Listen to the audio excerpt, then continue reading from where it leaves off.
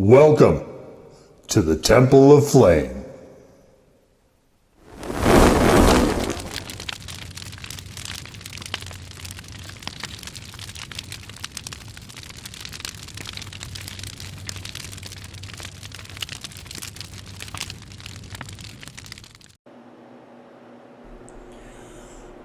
On today, Faith Blacklights, we take a look at this.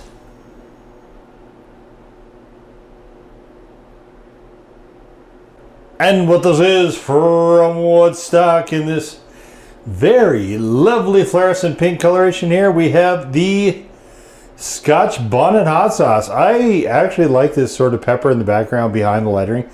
This is a really cool touch.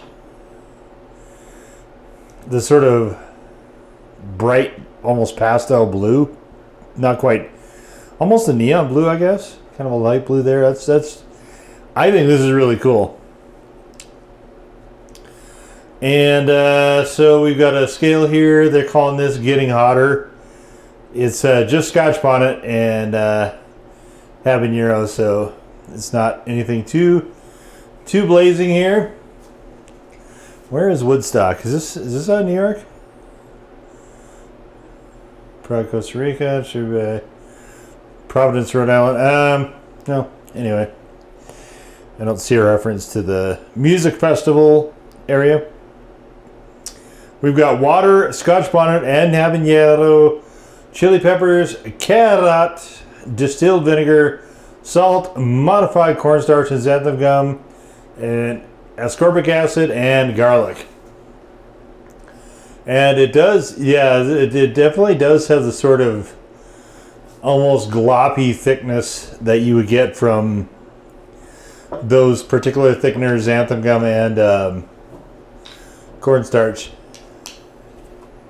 So it's a little look-see here. Yeah, you can see this is this sort of gel-like quality is very typical of those thickeners, and then of course you also have this sort of, see, it's sort of jello shake almost here.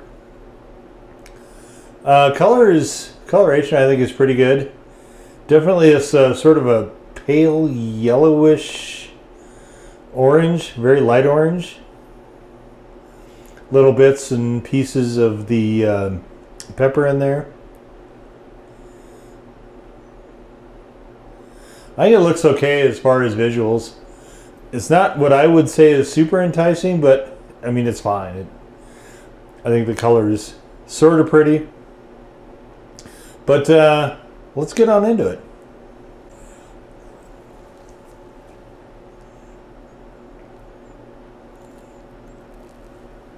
Mouthfeel is a bit rough. Has a sort of gel aspect to it. The flavor is interesting. It's very much, it's not quite Scotch Bonnet by itself, but you do get a sense of the Scotch Bonnet there. Carrots are just kind of in the background, I think, for this one. Not super forward. Definitely there is a mix, though, with the habaneros in there as well. And I think the end result is fine. It's not the best by any stretch Scotch Bonnet pepper that I've had, but they definitely are angling for more of almost a very, not quite pure, but very pepper forward flavor here with this. There's a little bit of the undertone of garlic as well. It is not, I don't think, particularly punchy. I'd say maybe a 1, but the written review available in the description down below, I believe I did give this a 1 as far as heat goes. So it's a sauce I kind of stumbled across, and Scotch Bonnet is it's a pepper I like a lot, but I just don't run across it super often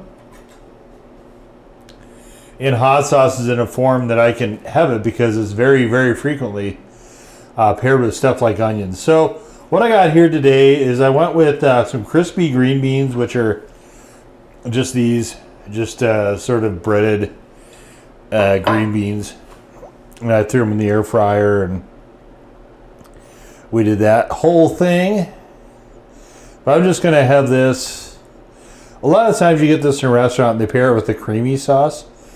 And there is a certain degree of creaminess here with this sauce as well. Thanks to those thickeners, I think. It has it's a very interesting aroma to it. And it is very much the habaneros and the Scotch bonnets. It's an interesting sauce.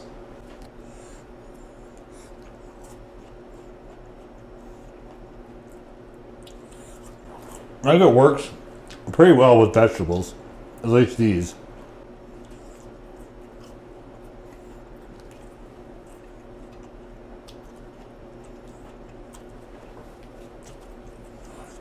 And I'm not quite sure what their motivation for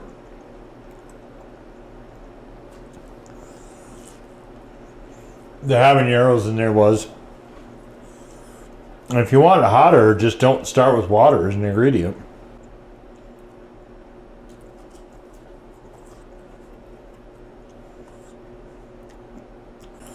I'm not a big fan of thickeners like this.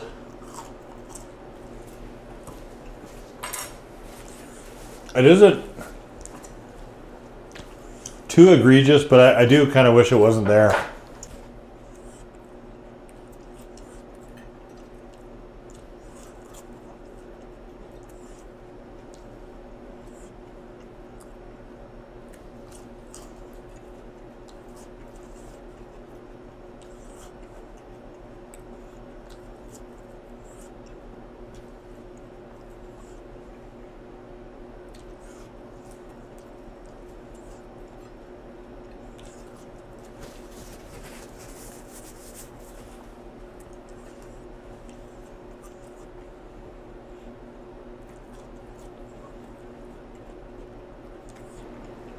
It is a really nice degree of astringency. They did a really nice job balancing the vinegar in this.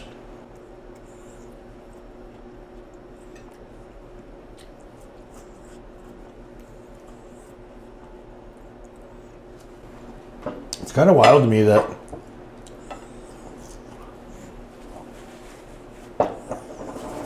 there's so many things in there, but this reads very much as a pepper forward sauce.